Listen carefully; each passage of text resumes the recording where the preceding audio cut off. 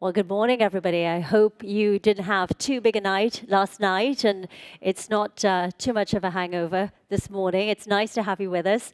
We are going to be discussing in this session fraud and cyber high alert, and we're asking the question, is that the new normal? My name is Kavita Maharaj, and I've been moderating all of these sessions in the Compliance Forum throughout this conference. We're going to have two more sessions later this afternoon, so hope you stick around for that. And without further ado, let me introduce our panel to you, everybody. So on my left, right next to me, I have James Fries. He is the Chief Compliance Officer at Deutsche Börse Group and Clearstream. So I'm going to call him Jim because I understand all his friends call him Jim, so I've already made myself a friend. So thanks very much to him. Next to him is Francis Belmer. There's a theme here because we're going to call him Frank because his friends call him Frank. He's the EVP and COO of Global Operations at Bank of New York Mellon. So thanks very much for joining us. And Jerry is next to him, Jerry Perillo. He's the Chief Information Security Officer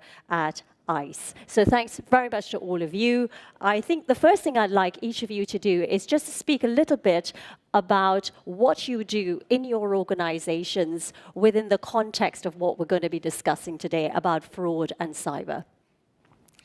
Thanks very much. So I'm the Chief Compliance Officer for the group, responsible for all of our regulated organizations worldwide, which are financial market infrastructure providers, from the trading to the clearing to the custody area, post-clearing settlement, Clearstream in particular, and then post-trade architecture. And we have such a concentration of industry flows coming through us in the securities space. We have an interest in making sure that the vulnerabilities throughout the system, not just within our individual institutions, are looked at. And that's one of the biggest aspects of where we focused on cyber, not just someone attacking ourselves, but trying to raise the bar in all industry participants. Mm-hmm. Frank? I manage the global transaction banking operations, best way to describe it, at BNY Mellon, so all of our cash processing and trade. And I also manage reconciliation for the company. But within the cash processing space, I've now also have managed our OFAC operations as well as our AML surveillance and now our fraud detection teams. Okay. Thanks, Kavita. I'm Jerry Perillo, and I'm the Chief Information Security Officer at ICE, or Intercontinental Exchange. And we are a group of subsidiaries. We do a lot on the actual exchange space, similar to Jim, of course. And in that place, we do derivatives and securities via the New York Stock, equities via the New York Stock Exchange and on. And then we also have the back-end clearinghouses, and that's really what's relevant for us today. And my remit covers really, it's funny, as a Chief Information Security Officer, that's a relatively new concept, and it means something very different at different organizations. Here at ICE, it's really all of it, which the two real halves are the technical / incident response side, as well as the more proactive risk management side. Okay, so I don't think there's anyone in this room who doesn't agree with the fact that being on high cyber alert to prevent fraud is definitely the new normal now.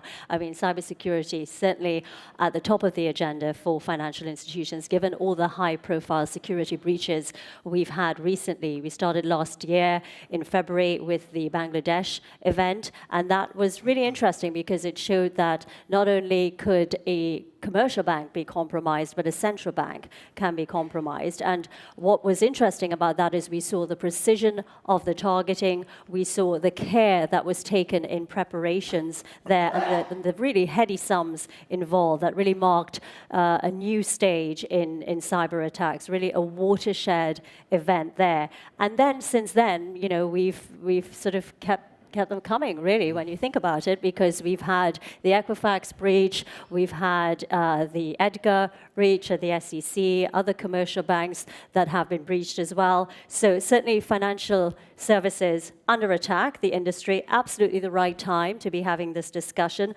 And I think what I want to do is look at what does the industry really need to do in terms of cybercrime and anti-fraud controls, and what does this mean in terms of closer cooperation for all the participants in the industry. Here's how I want to structure our discussions over the next 60 minutes or so. I think we want to spend a little bit of time on pre-2016 and that Bangladesh hack.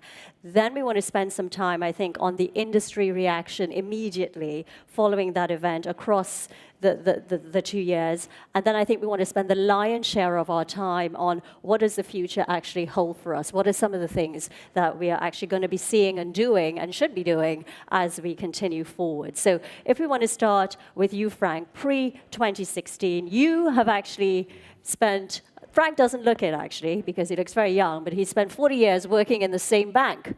That's unusual these days. So tell us a little bit about that and what you've seen, really.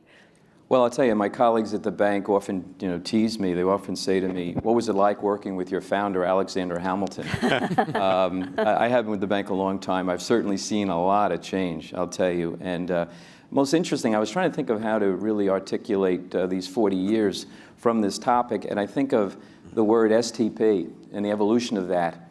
Back in the late 70s, early 80s, what were we really focused on? What were the risks? It was really, if you got it, STP meant straight to printer, is what it meant back in late 70s, early 80s. And that was it. Get that electronic message to a printer and process it and be as prudent in terms of quality and executing it on time. What were we doing in the compliance space back then? What do we have, 3 or 4 compliance officers in our company? Today we have armies of compliance officers, right? So that wasn't really high the focus. It was around quality, delivery of the transaction. And then as the 80s and into late 80s, early 90s evolved, what happened? OFAC, our sanction programs we have globally became very much heightened and more was required of us. And we had to add teams. And quite honestly, most of us probably today have armies of folks doing sanction screening and also handling AML surveillance. And now we're going to be adding in the fraud area. So in the 80s and into the 90s, that's what it changed. And we really did a great job of STP, straight through processing, right? We really worked hard. SWIFT was front and center of those efforts in the industry to really get our STP rates up. I think most of us have our STP rates north of 90, I would say today. And that was the emphasis then. Now in this third evolution of STP, I call it straight to person. It seems today, what are we doing? We now are unwinding and stopping a lot of these transactions because of OFAC screening and because of AML surveillance. And now we're going to have to get a lot more, and I'll speak a little bit later about my thoughts around how do we do a good job around fraud detection. So that's kind of how I think the focus and risks have changed over these 40 years, hitting the, as I call it, the evolution of STP. And Jim, how does that differ from securities? Well, I think when we talk about fraud, especially how it's changed over time, first it's fundamental that you don't need a regulation or you don't need a push for a bank or a financial institution to want to protect itself against fraud. Why? Because usually you're stealing money from the bank or you're stealing money from the bank's customers, and customers without money are not good customers, right? From the securities industry, it's really the fundamental focus of white-collar crime. So broker stealing from its customer, selling paper that has no value behind it, misrepresenting assets as a type of collateral for loans. That's something that institutions have really developed an innate business sense that we need to deal with. Some aspects of cyber fraud, but I think that's part of what we're talking about today, is just another aspect of misrepresenting the signature when it used to be a paper document or who's behind us, but it's moving much farther beyond that. And Jerry, you in securities as well. How does that differ? Well, historically, well, first of all, we kind of shifted from risk management to threat management at some point, and we did that pre-Bangladesh, if you will. And it really worked out well because it gave us a language, a vernacular to describe a lot of these things. And in the past, and today, especially on the exchange side where we run financial market infrastructure, our primary threat objective, as we say, that we were concerned with was sabotage. For a few reasons. I mean, you have the hacktivist type world and the anarchist, and then you also would have during wartime nations potentially. What wasn't as prominent, though, was what we call cash theft. And in this audience, cash is a very specific reserved word, but I really mean theft for the purposes of monetization. And sure, it existed. We're not consumer, we're not retail, we're entirely institutional, and we were able to really avail ourselves of some control luxuries because of our very finite customer footprint. But as we'll get into in a moment, the types of things that changed, though, are that we saw the threat actors, as we say, that are trying to go at, for one, we saw larger threat actors with more capability going after larger financial transactions than simple payment fraud. And then we saw them being willing to operationalize and invest the education and the time it took to understand what we generally consider complex systems. SWIFT just generally, the reason why Sybos exists is because it's not trivial. And that was a barrier to entry for the bad guys before. So pre-Bangladesh, I think everyone had a little bit of comfort in the fact that it was hard enough for us to understand SWIFT. Certainly the criminals weren't going to. Yeah, absolutely. And then after the Bangladesh event, what really changed? What was the immediate impact from what you all saw? Let me start with you, Jim, if I can. What was the reaction at Clearstream of Deutsche Börse? Well, one of the first aspects was exactly as Jerry just said, shock in terms of these were sophisticated actors who knew what they were doing. They had inside information moving around holiday periods so that there would be lapse before anyone would catch them. But I think one of the most important learning aspects of it is it's not just a question of authentication as to whether it is your customer that is authorizing something. Again, just a movement to another level from what used to be a signature check or a stamp on a paper-based document situation was knowing whether it was compromised, who had access to that authentication controls. And why is that so important? Because it's not just an IT problem or those that are responsible for those keys, as we used to call them. It gets back to the aspect of knowing what makes sense for your customers. And we, just as Jerry said, focused a lot at looking at how we could harden controls over how you move value. It's one thing to get in and access a customer's account. It's another thing to get value out of that. And I do think it's important as we discuss the different types of cases that have developed, like you mentioned already, the Experian case. There's a big difference between trying to authorize a payment to get out than it is to try and steal customer data to then get into someone else's system or to try to get a market advantage. Those are much more sophisticated ways that cyber attackers are coming after the industry.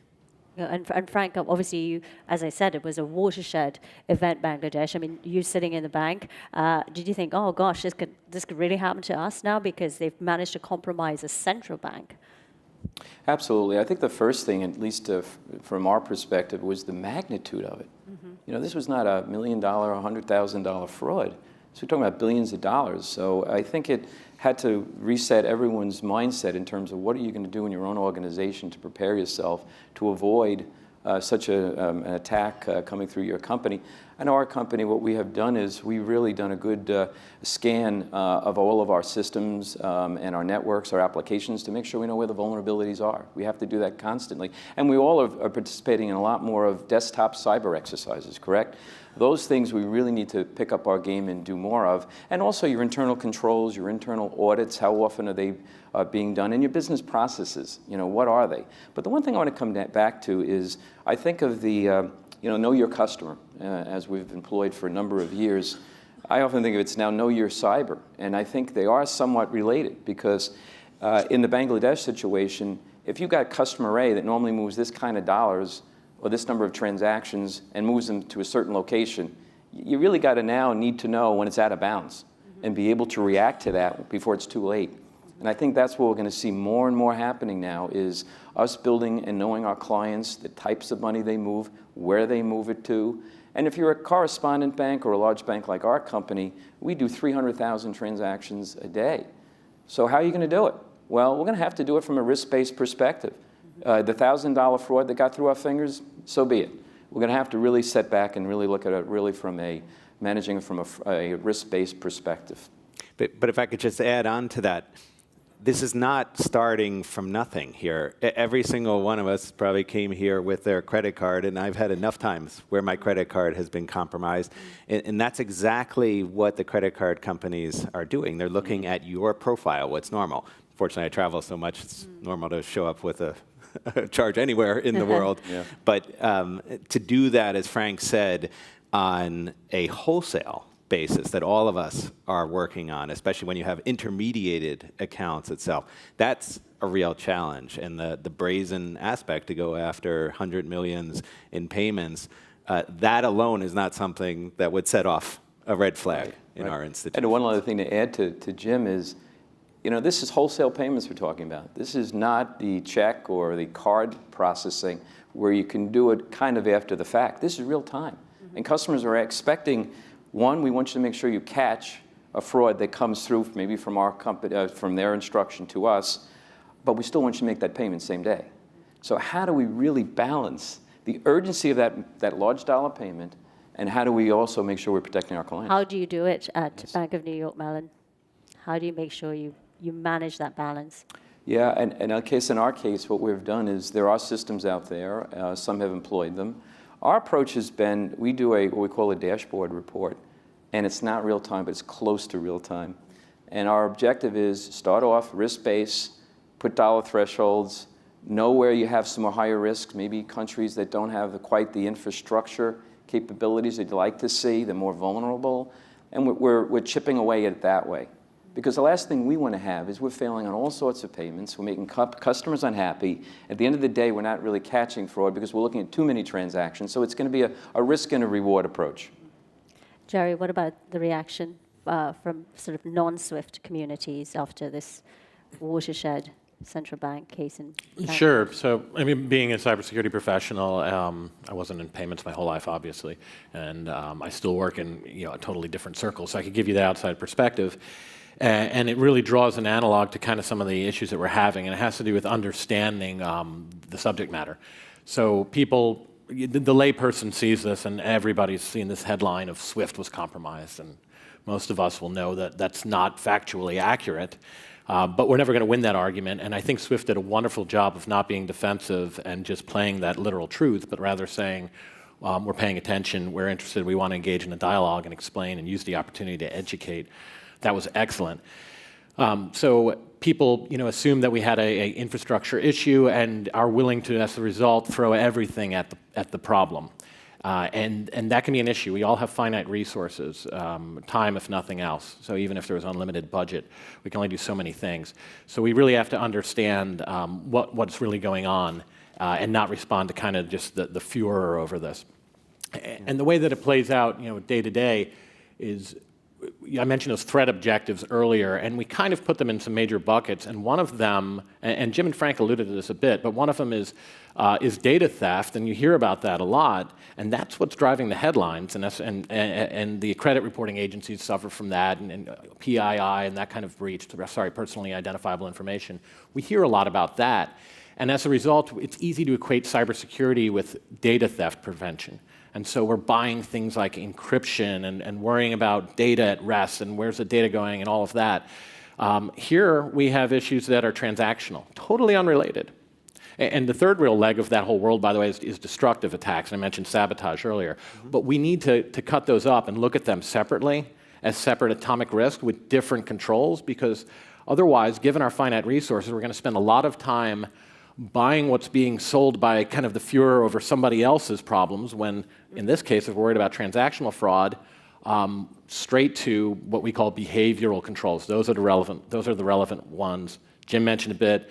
That's where what's normal, let's baseline that, and then figure out if something deviates from that.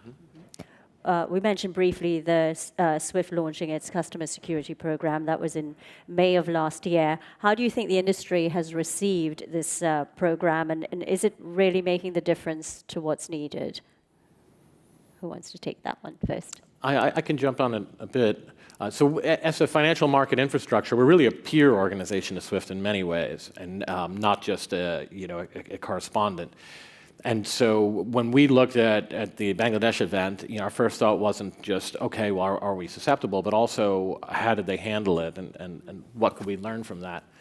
So when it comes to the customer security program, we looked at that as well and said, well, can we do something similar? And should we? Do we have a risk here among our customers, our participants? But in general, the way it's been received, like anything, despite the, I would say, extraordinary efforts that were made at communication and clarity, it was, of course, misunderstood quite a bit. And immediately it was thought that it was kind of an audit regime. And I would suspect many of you do think of it as SWIFT opining upon the security of your organization. And that's actually not accurate. It's really a bilateral system that's put in place to allow counterparties to evaluate each other, which is very novel, and I think a very creative way, because I think the former just wouldn't have passed muster. We wouldn't have been able to accomplish that. So I know when I engage in dialogue with my peers and I explain that, that's very interesting to them because it empowers the organizations to think about their counterparties and what risks they have with each one. And then they can figure out, well, how much do I care about that attestation? Because it isn't black and white. Counterparties aren't either secure or not. They're either defended against certain risks or not, and so you have to evaluate which ones they are. So I'd say it's been very well received. I don't think it would have been possible pre-Bangladesh, sadly. It took something like that to get people over things like looking inside message contents and that sort of thing. But I think that it's in the right direction, and it's been extremely fast in a good way. But normally these types of things take forever, and it's moved very quickly. Somebody asking, go ahead. I can only echo that effort, both in terms of fast and really being endorsed, in particular Clearstream, our board member, Mark Jem, sitting right here. We pushed to it and really made sure that we are committed to using that and bringing it into the international markets through our customers. I think one of the critical points, and you heard that, those of you who attended the discussions, what Jerry just said, this is not a black-white answer in terms of the attestation, and that would be a misuse in some ways of what we're trying to achieve, that people shut down accounts where people truthfully answer that, well, we're still struggling in the cybersecurity area and bringing them up. That causes us to really need to think a little bit more about those risks vis-a-vis the customer. And coming back, that's why we also have taken the position you really need to tie that together with your type of know your customer controls, your anti-money laundering that all of us have talked about, because it is an aspect of serving the customer and protecting the customer by knowing what to expect from them, where the vulnerabilities are, and where you mutually can lead to a better solution. Somebody asking the question, does the SWIFT customer security program shift the duty of care from the sender to the receiver bank, and is that fair? It certainly does not shift the duty of care, and that's actually probably one of the most important takeaway tips for people here. Being a lawyer by training, we can talk about processes and controls and risk-based aspects, what we can do with data. But one of the most important things for institutions to take a look at is, what do your contractual terms say in terms of who's liable with respect to this payment that goes out? It's easy when you're a financial institution can say, well, I have a lien over my customer account and I can debit back. That's out of the pocket, but you better be sure in that case. And if you can't recover from your customer, then that's your loss as an economic matter. So I think that is really fundamental, and that is an aspect that probably grates the most, or where you have the conflicts the most when we talk about this push for real-time payments, whether it's in the payment side or if we're talking about T+2 security settlement. Now the question, after the US just went to T+2, well, why can't we move it to T+1 or faster in real time? There's no margin for error in that case. And so you have to make sure there's a real understanding of what we're requesting as a customer, and then what's the potential liability if that does not work out right. Somebody asking, when it comes to fraud, which regions are the most problematic, and what groups of cyber criminals pose the biggest threat to the financial industry? And I think we saw this with, Bangladesh and some of the other places where we've seen breaches. It's the cashing out element that you were talking about, people being able to get the value and where. And some of these banks were, what I read, it was in the Philippines. It was in certain countries keep coming up. So. Who wants to Well, interesting. You know, Jim and I spoke about this yesterday. We were talking about when you think of an AML perspective and the risk around AML, you have FATF is one area you can go to assess risk in a particular region. Is there an opportunity here for FATF in terms of looking at various jurisdictions and the vulnerabilities they present because of infrastructure challenges they have, et cetera? I know there's a political challenge around doing something like that, but does that help, and does that add an element of evaluation that we all would at least take into consideration in terms of how we want to protect our own organizations and our clients? Okay, I want to move to the future now. What do we think the new normal is? What does the future hold? Let's look at 3 areas I think would be interesting to look at. First, it's regulation. Secondly, the changing requirements that we need on systems, on people and processes, and then industry collaboration and cooperation. So the future, let's start with regulation. What's the new normal? What does the future hold? Who wants to start first? Well, I guess as a former regulator, I'm happy to jump in on that. One of the most important things is the initiative has to come from the industry. If we wait for a regulator to tell us what to do, it's too late. And also, one of the aspects, it certainly makes sense, and regulators should put attention to this. They should be asking all of their institutions, well, what steps are you taking here and carrying out their responsibilities, especially for systemic risk beyond the individual institutions. But if the regulators go too far and become prescriptive as to what to do, first, it's backward looking, and second, we run into the aspect of trying to check the boxes here. And some of the regulations that have come out, like the New York State Department of Financial Services, no one can criticize that they say you should have policies in place, responsible officers, but then to have to certify that everything's fine. That's where people start getting worried. We are in an uncertain world, and in particular, certifying events. One of the things I always said as a regulator to the industry is how many bankers out there, happy to see a raise of hand, have extended credit or given a loan with the expectation that your customer would not pay back? Anybody out there? It'd probably be fraud, and you probably should have got in jail for some side payment. But why do we have then non-performing loans? Or why do we project that 1.2%, even if you have a good institution, will never pay back? That's a risk-based approach. What we need to do here is also a risk-based approach. Jerry's smarter than me, so he may have a better answer to this, but other than shutting down your institution, I don't think you can ever certify that I have zero risk in the cyber fraud area. Jerry? Yeah, that's absolutely right. And you know, I have come full circle and ultimately concluded that regulation is really another third-party risk management. I mean, in that case, the relationship is between the regulator and the regulated entity, but we also have analogs with us and our vendors, and with our customers, with us as vendors, and we're wrestling with this when it comes to cybersecurity. It's very difficult. I think the CSP program, and I don't work for SWIFT and not plugging for it at all, but one thing that happened between the initial drafts and when it went live, and I think it was in response to feedback, I know we certainly gave this feedback directly, was that it went from being fairly prescriptive to being about the mission. So instead of saying, well, you have to implement this control and that control, it just said, you should have a protection against this threat. And here's one that we recommend. So if you're a small organization, you can just adopt it and be done with this. But if not, then make a case for why your approach is equally effective. And I think that that's the way forward, without a doubt, because the pace of technology alone, if any entity tries to prescribe a control today, it'll be completely antiquated in 6 months. So it'd be silly to force that on any organization. So I think we're starting to learn that. And we've given a lot of feedback to the regulatory rule influencing bodies like CPMI, IOSCO. And I think, like Jim said, it's all about getting ahead of it, because if you don't, something will be foisted upon you. And we've seen some good reactions. But I think one of the first things that any entity has to do in assessing third-party risk, and this includes regulators, is go back to that threat objective. I keep on reciting that. But anyone should walk in the door with, this is what we're worried about happening. And then the discussion ensues, and here's the controls that would thus be relevant. But starting with just, we're worried about security broadly, is untenable. You can't cover all of the things that might contribute to that.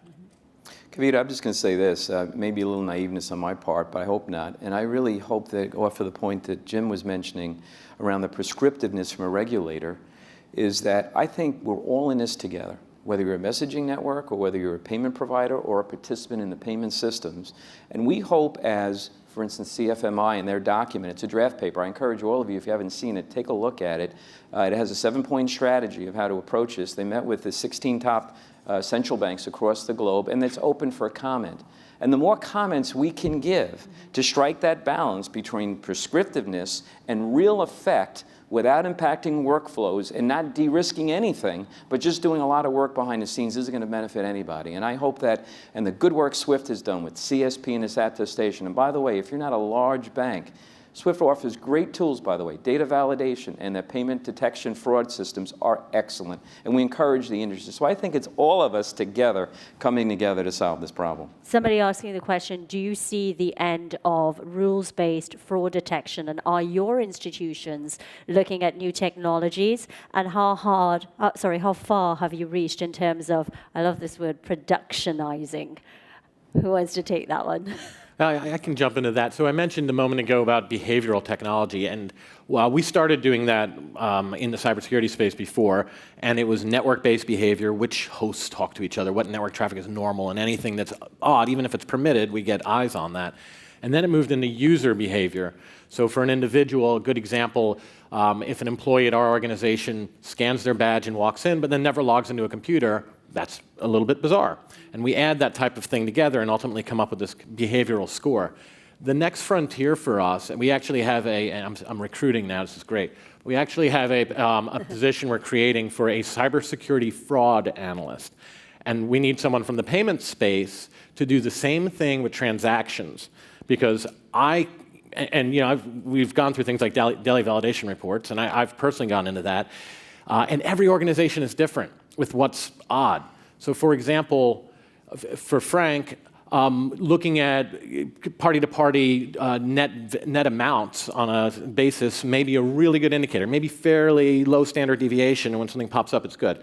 For a clearinghouse, it doesn't work at all. If there wasn't a lot of trading activity or market movements today, you have nothing, and then suddenly you have $800 million transaction out of the blue. That might set off Frank's radar, but for us, it's very normal. So in our case, we would worry more about the existence of counterparties, because we have a very finite universe. So that is definitely the future, is moving this behavioral technology into the transactional space. We have a predictive analysis is the two words I think of in today's technology advancement. It's all really around, we go to know your customer, know their profile, where really are your risks, ways into that. But what does a client normally do? This business profile I'm talking about. Our systems today can do a lot of this predictive analysis. We should know on given days what clients move. And once it gets to a percentage of out of bounds, whether it's a commercial payment or a treasury payment, should be able to help us. And that's where we're moving with the building of our systems using predictive analysis. It should be machine learning, right? Artificial intelligence. Those together with this predictive analysis is where we're heading. And I agree, we have a combination of those tools, but maybe just the one thing to add, because I think Jerry made an important comment, in particular, the individual, so the staffers with the badge, that regardless of the way you harden your systems, one of the weaknesses that we continue to see is your individuals. And people on the inside. People, not just people on the inside, but the critical outsourcings that you have. And if you haven't looked at this, probably one of the greatest vulnerabilities every single one of us has is who are your IT administrators, those who see the passwords of everyone else, both internally and externally, because regardless of how many factors of authentication you can put in, those people are the ones who can change things. So your controls, even if it's an aspect for your straight-through processing, these are your standard settlement instructions. If I just change the account number that it ultimately goes to, it goes to Frank instead of Jerry, even though everything else in the process looks exactly the same. And technology can help us in certain ways, but I frankly am befuddled when I see people that think it's so great because on their iPhone they have their fingerprint, or they're like, all that is they save the algorithm, your password equivalent someplace else. So if I've hacked in and matched what my fingerprint looks like when it comes through, you can use that without any finger needed. James So- Bond type stuff. It's something that I can't do, probably my kids could figure out, but those who really want to get into that system, that's not a barrier. I know we touched on some of the systems already, and you've just alluded to some of the people changing requirements and processes. Anything we want to add about changing requirements on systems, people, processes? What's the new normal now, and how do we going to see that changing in the near future? What is stuff that we're going to see in the next 1 or 2 years? Because I got to tell you, yesterday, in a lot of the discussions that we saw, I thought what was really interesting is that we were talking about banks using new technologies and when are those going to come on board. And it was very interesting to me just observing, because the people who are the bankers on the panel and some of the technology people on the panel were, yes, companies would be using this a lot, and it's really they'd use it more if we got more regulatory endorsement, etc. And then we did a vote of the audience, and overwhelmingly the audience said, we're not using any of these technologies because we don't really understand what you people are selling us, and it's very complex and we don't have the expertise. So I think there's a real disconnect there. So I'd just be interested to hear your thoughts on this subject about systems, people, processes. What's the norm now and what we're going to see the norm in the near future? Happy to jump in. One of the aspects is the outsourcing and disintermediation and white labeling of a lot of our services. And I think those are all in some ways related. The notion that any individual institution should have its own hardware, build its own software, control all of its own data in one place is going away. Whether we talk about extremes in terms of digital ledger technology where data is distributed, well, that means that that data is also places where it's out of your control, for good and for bad, right? That's some of the aspect, that if anybody changes it, there's multiple people who can detect it. But we need to think about that in a different way, and that's also an area of regulation in terms of understanding what are these dependencies of your outsourcing, what are the critical providers that you have. Frank? I'll touch base on the people aspect since I talked about systems. Aside from the cyber type of employee that you try to hire that's really good in information risk, has good educational background in the space and so on, aside from that, interesting, we have felt that a lot of, we're transforming the way we work, and we're really transforming the people we hire and the skill sets we're looking for. And we have a core group right now, we call them super sleuths. Super Sleuths. And they are special investigators that do the normal investigation work, but also do the AML, getting ahead of the AML concerns. Let's face it, everybody, even when we get our arms around Bank of Bangladesh, the fraudsters are going to be one step ahead of us. How do we figure out where else do we have vulnerabilities, and how do we have the mindset of our employees and managers to figure out where else could we get hit, and how would we catch it? So that's kind of what I think is a little bit of a change. What might be going out to your question of future, Kavita, is I think that we're starting really to hire a different mindset of employee, because that's where a lot of the work coming from. What does a CV of this sort of super spook look like? I mean, what were their experiences before? Where would they have worked before? What are you really looking for when you're hiring one of these people? Yeah, it's two sets. It's one, have some sort of transactional experience, okay? And the other half is in the area of investigative work. If they have some criminal justice background, and we're adding criminal justice and transaction banking, but also we're trying to run through some case studies of how they really have the mindset, because it's always sometimes tough to hire that thought leader. How do you know someone's a thought leader? Oh, you look like a thought leader, but no, how do you really hire that? And we use test cases to think, are they thinking along the lines of, what if this changed, how would we deal with it? So we're starting to build, I call it my super sleuth team, but it's something I think that could be a future. I think some of the biggest shifts, one that I really like that I think will resonate with the bank community is, I like to say, if it ain't broke, don't fix it, it's dead. Yeah, we can't do that anymore. I think that's been, everything's about availability in our industry, right? About change windows, about don't touch anything. Oh, everything's working great, walk away slowly. Don't breathe on it too hard, it might fall apart. We can't afford to do that anymore because we've got other people testing it. Criminals are really just the best quality assurance group that you could hire. That's really what's going on here. And they're getting to these bugs and problems long before we can. So the mindset really has to change from that, yes, we don't fully comprehend how this works, but it's humming along, and don't worry, it'll be fine, to we better figure out how it works right now before someone else does.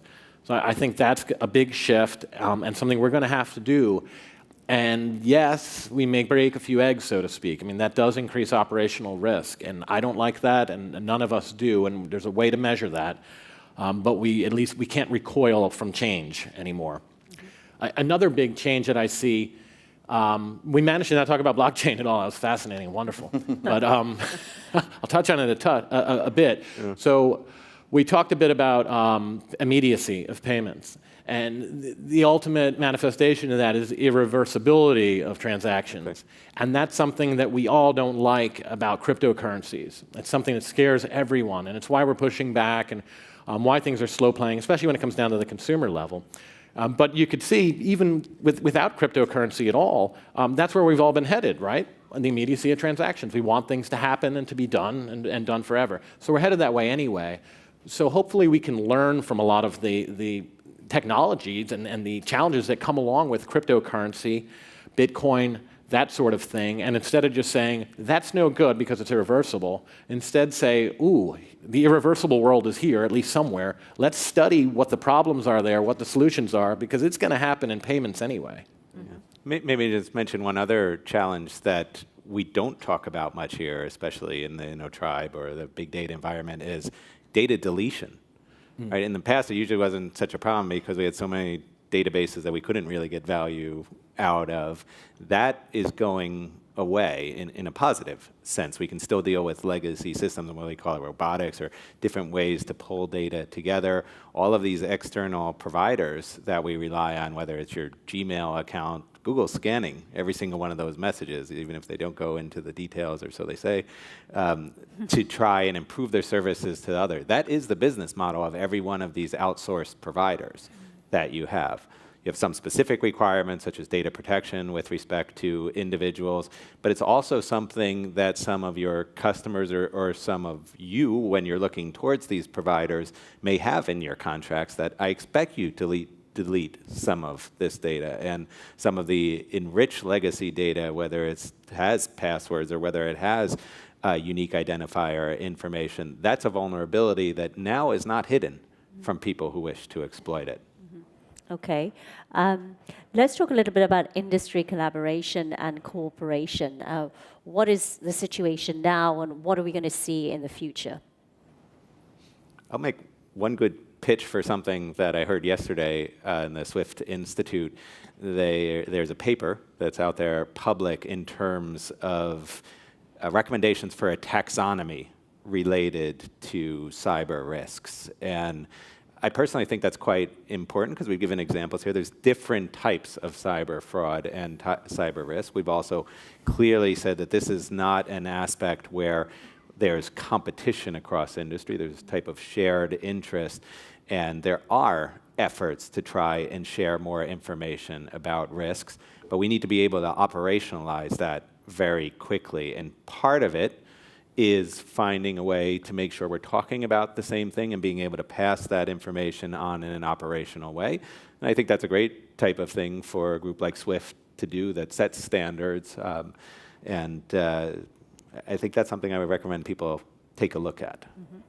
One other thing to add is I was actually, talking to Tony the other day about, I think best practice sharing is phenomenal. I know we're talking about compromised accounts. Where do we go with this? But I'll give you an example of something that happened not even 2 years ago. It was a classic example of sharing best practice around an incident, and not into what account and what name. No, it's around how did a fraud almost happen.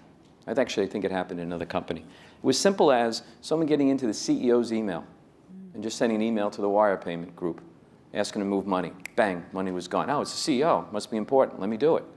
We heard about that and other banks around a group that we pulled together at the Fed, as an example.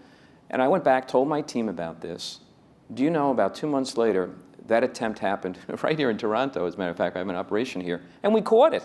Yeah. And to me, I think that it can be more than just accounts, which is important, but of course timing is everything. And I think the more we share and collaborate as an industry, events, practices, I think we're all going to be better off. And I want to regress for 1 second, if I could. I need to apologize about one thing, an important point. We were talking about people before, right? And one big element I forgot is, I don't know how many of you, when you do your recruiting, and local schools, universities have e-crime schools. This is big. And 10% of my hires come from e-crimes education. Okay. And that's getting bigger and bigger. And I don't know how I forgot that. But whether it's AML or now fraud, e-crimes education is an area I think has been really growing lately, and it's one we're certainly tapping into. I mean, tell us a little bit about these schools. Where are they, and what kind of institutions? I've never heard of them. Have you guys heard of them? E-crime schools? It's called Electronic Crime is the name of the curriculum, and it's a bachelorate degree. And students will actually go through different ways of fraud, through the payment system. ACH is an example, the rails of retail payments. They go through AML, and they go through other forms of fraud that may not necessarily all be around payments. It's just about financials. And it's a 4-year program. And we've had some good success tapping into that. And it's up, I can just tell you, upstate New York, not too far from here, there's a school that has an e-crimes program, and I know a few others in the state of New York that have it. And folks from all over the state come up to upstate New York to take these classes. So it's something that's growing, and I just thought I'd plant that seed in your mind. You may have it in your own backyard and you don't realize it, but that's an area I think you can tap into. Jerry? Yeah, information sharing is certainly very critical, and I think that we've pioneered a lot of it in financial services. Initially, if you step back, the very notion was anathema to the general counsel of all of our firms, the idea that we'd even communicate or share information. The present threat and breaches and vulnerabilities that actually were exploited caused everyone to have an immediate appetite for some degree of information sharing. And we started out with what we call intelligence. So, this happened. And then it went a little deeper. Well, how did it happen? What did the bad guys do? And that is alive and well. And there's groups like the FSISAC and the Financial Services Information Sharing and Analysis Center, which is based in the U.S., but is a global org, 7,000 members. All of us, I'm actually with your CISO, Jeff Lungelhofer, on the board of that org. Through, and yours, Jim, Frank is as well. We communicate weekly. That's really worked well to get people talking. So that's on the intelligence side. The next frontier is really on the, all right, so that's the threat, but what are you going to do about it, and sharing that, the controls. So, for example, to Frank's point about business email compromise, what we call it, one of the things that we socialize that really is simple, it seems when you think about it, but every org shouldn't have to figure this out on their own, was emails that have wire instructions. If they don't have the word check in it, in either the British spelling or the Americanized spelling, the high likelihood that they're fraudulent because criminals don't want checks. Silly as it sounds, simple little trigger. People built rules around that. Also, if the email has wire instructions but not the word check or check, then let's get some eyes on it. That type of sharing is the next frontier. And we see, at FSISAC, for example, I refer to it as beyond threat intel. So take all of that. That's only 5% of my organization. Let's get the other 95% talking. Right. And this is something where the regulators and the governments, if they have not been active in your jurisdiction, whether that case in the U.S. or just kind of globally, or where I sit in Germany, where they've given specific authority and specific coverage to help the institution share. That's something you should talk about with your regulators, because they really have an opportunity to make a difference and to promote that in that regard.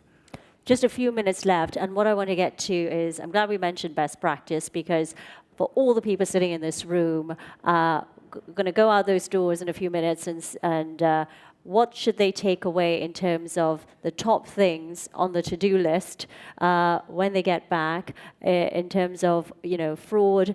It's the new normal. We have to be on high alert. What are the number one, top 3, 4 things that should be done? I'd make sure first that it's understood that this is a business issue. This is not just your IT guy or the guy who reports to your risk or your security.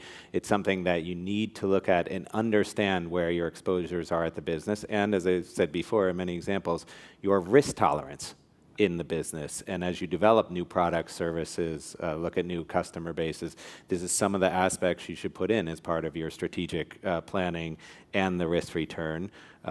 other aspect, the tip I gave you as the lawyer, make sure that the contractual documentation and this who bears certain liability risks is looked at. And then, as we discussed, if you haven't engaged in some of those collaborative efforts, both in terms of sharing what's from the industry or potentially pushing back in. When we talk about moving past the SWIFT attestation and that steps, I wouldn't be surprised seeing future arrangements where there's an expectation that your customer reports to you incidents in the same way that your outsourcing people have to report to you incidents in that regard, and that'll be part of the diligence that's applied to you. One, I guess, know your vulnerabilities. Make sure you continue to look and assess where your vulnerabilities are. Two is build this business profile around your flows and your transactions so you really know what's norm versus what's outside of the norm. Make sure it's risk-based. Start somewhere, risk-based. Get involved. I'll tell you, there's so many good tools out there that SWIFT offers, and I really feel the more you participate in the industry discussions, the more we all can drive excellence around this topic. I would go back to that threat objective term again, but whenever we're having any of these conversations, whether it's about investing resource or working with your CISO or anything else, it should all be framed in a scenario. And here's what we're worried about happening. And if you can't articulate it, then you're not ready. And you can get experts and you can sit down, and you can use existing fraud that already took place and just kind of mirror it over to your organization, how it could happen. And if you fail on that and you just can't figure out a way it could possibly happen in your organization, then maybe you've accomplished the mission. But if and when you do figure out, well, okay, we're now in the same systems, but this could happen, then you'll be very targeted on your controls and on your investments and on your analysis. And I think that's really important. And whether you're assessing third-party risk or your own internal risk or anything else like that, really have an idea of what it is that you're worried about and articulate it very carefully. Do you think when we look back at Bangladesh, we look back on it as a minor event that has triggered big change and has actually improved the industry as a result in terms of the outcomes so far have been good? It's a wake-up call. Absolutely a wake-up call, and we were lucky. Could have been a lot worse. And I can say, from our perspective, I don't look at it as, oh, wholesale payments are on the radar now. I look at it as complicated systems are on the radar. So the sky's the limit for that, right? I mean, we run exchanges, things like that have bespoke protocols, that type of thing. I start thinking about that type of thing next. And there's no end to it, whether it's the defense industry or military systems. Complicated systems are in play now. So when I look back, I'll think of it as being the watershed for that new paradigm. But again, that's not the only one. We've mentioned a couple of times the other aspect, the Experian, which is more at the consumer, the retail level, the aspect of the SEC. Well, I think that was really interesting. We're starting to see breaches in different parts of the financial system. But that's an interesting one in a different way. The aspects, I think of, I'd say a little bit less of a wake-up call because one of the modus operandi was going into the regulator, getting early reporting to use that for insider trading. So securities industry, white-collar fraud, again, not being targeted against the regulator itself. But around the world, we have increasing reporting requirements driven by financial stability issues. And whether you wanted to get an idea of what are the positions of your competitor, or you wanted to try and pre-trade, or you wanted to get an idea of order books in balance that's not easily available as part of a high-frequency trading scheme, this aspect of insider trading, getting ahead of the markets or using information is not new, it's just expanding in the way. So a generation ago, some of the first cases and penalties and criminal convictions came against the aspect that when you had a prospectus, first it had to go to the printer. And someone who was at the printer knew a day before what was said in that paper. Now we've gone to light years ahead. So you need to think about all those aspects of the vulnerability for the use of data, to the movements of payments, to getting after your individual risk factors from persons. Okay, well, we'll leave it there. Thanks to all of you for joining us. Before you go anywhere, everybody, let me just remind you that you can rate these sessions. I think you do that on your app. I'm sure you've been doing that throughout the conference. And if I can ask you to give our panel a warm round of applause and to thank you for coming as well. Thank you.